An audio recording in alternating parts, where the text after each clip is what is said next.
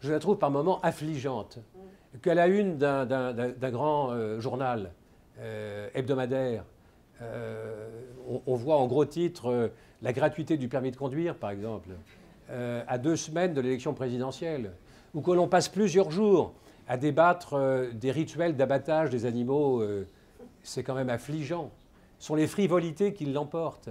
Est-ce que, je ne veux pas faire offense aux metteurs en scène que sont les excellents journalistes, mais on a l'impression que la mise en scène est prise en main par les journalistes politiques, si vous voulez.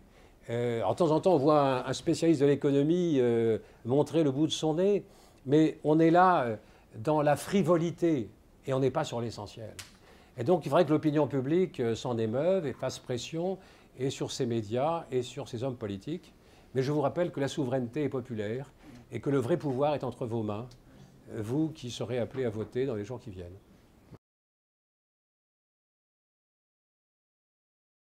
Mon engagement vis-à-vis de Bayrou, c'est un engagement, je veux dire que c'est un engagement au travers d'une vision, d'un diagnostic et d'une éthique politique. C'est ça l'engagement. Et quand je ne suis pas d'accord avec lui, je lui dis. Est-ce que le centre est à gauche ou est-ce qu'il est à droite? Il est le lieu le plus éloigné des extrêmes. Et donc il est au centre. Maintenant, dans un système qui se bipolarise, le centre n'est jamais sûr d'être à lui seul majoritaire. Ce qui me préoccupe, c'est de voir que les candidats de l'extrême aujourd'hui représentent plus du tiers des intentions de vote. Comme si nous pouvions échapper à ce qui est en train de nous arriver, c'est-à-dire la nécessité de résoudre la crise de la zone euro, la nécessité de mettre de l'ordre dans nos finances publiques, la nécessité de retrouver de la compétitivité pour produire plus en France.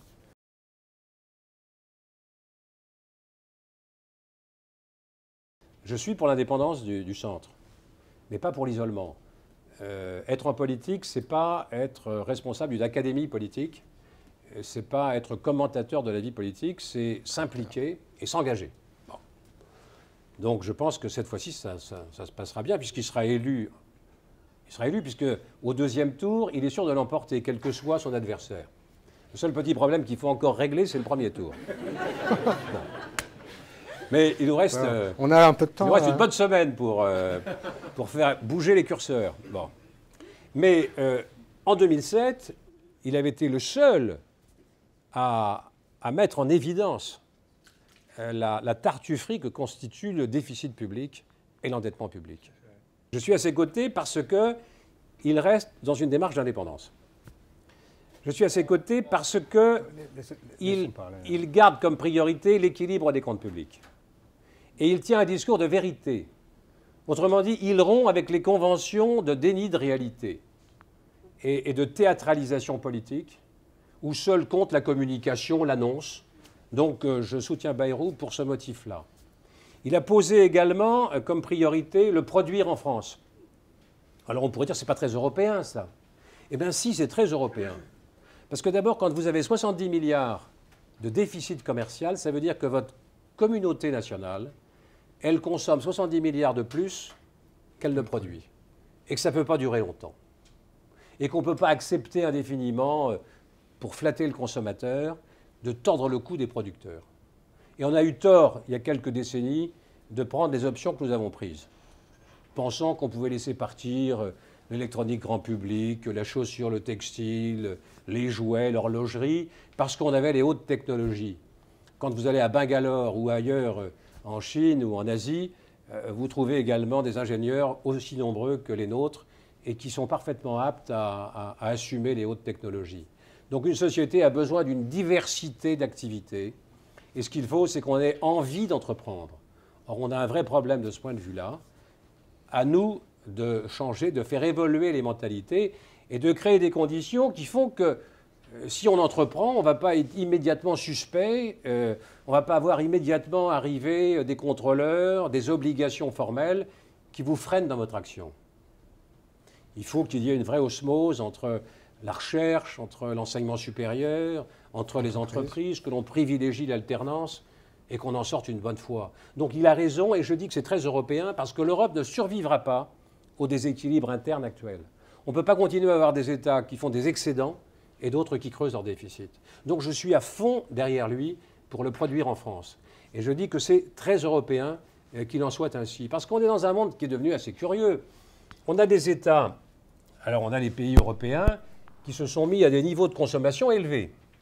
Et puis pour des raisons financières, pour des raisons diverses, on a pensé qu'au fond, délocaliser un certain nombre d'activités pouvait être assez lucratif et que c'était bon pour les consommateurs. Parce qu'on pourrait, vous savez, si les prix sont restés stables, c'est à mon avis au moins autant parce qu'on a beaucoup importé d'Asie que parce que la politique de la Banque centrale européenne a contribué à la stabilité. C'est d'abord parce qu'on a importé à des prix souvent dérisoires qu'on a pu maintenir la stabilité des prix. Donc nous avons des pays qui, comme le nôtre, ont maintenu leur niveau de consommation. On a continué à dire que le moteur de la croissance, c'était la consommation. C'est beau comme l'antique de dire ça. Mais dans une économie mondialisée, soutenir de la consommation, dans certains cas, c'est faire de la croissance en Chine ou ailleurs, beaucoup plus qu'en France. Et il faut en être conscient. Donc on a des pays qui consomment plus qu'ils ne produisent et qui font des dettes souveraines, alors que d'autres produisent plus qu'ils ne consomment et ils font des fonds souverains, comme ceux qui nous vendent du pétrole ou du gaz. Et vous avez maintenant deux types de pays, ceux qui ont des dettes souveraines et ceux qui ont des fonds souverains. Eh bien, demandez-vous comment le rapport de force va évoluer si vous laissez se creuser les déficits. Donc, il n'y a pas d'alternative et j'espère que ce sera le bon souvenir que laissera la campagne de François Bayrou. On ne peut pas exclure qu'on ait à se prononcer, oui. mais je pense encore que François Bayrou peut être qualifié pour le second tour. Voilà. Si par malheur, il ne l'était pas, je pense qu'à ce moment-là, nous aurons à rencontrer les deux qualifiés du second tour et à leur dire ce que sont nos priorités. Nos priorités en termes d'équilibre des finances publiques. Nos priorités en termes de produire en France et de compétitivité pour faire de la croissance et de l'emploi et du pouvoir d'achat.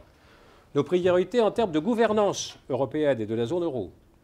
Et nos priorités en termes d'éthique de gouvernance. Ce que François Bayrou appelle la moralisation de l'art de gouverner. Et en fonction des réponses qui nous seront faites, nous serons amenés à faire un choix. Mais les responsables politiques pourront faire un choix. Vous savez très bien que le vrai pouvoir est entre vos mains. Et ce n'est pas parce qu'on aura dit que notre choix va vers Sarkozy ou vers Hollande ou vers tel autre candidat qui aura été qualifié que les électeurs suivront. Notre devoir sera de dire pour qui nous votons au second tour et pour quel motif on vote pour ce candidat. Voilà. Je vous propose de terminer la conférence. Merci beaucoup, M. Arthuis.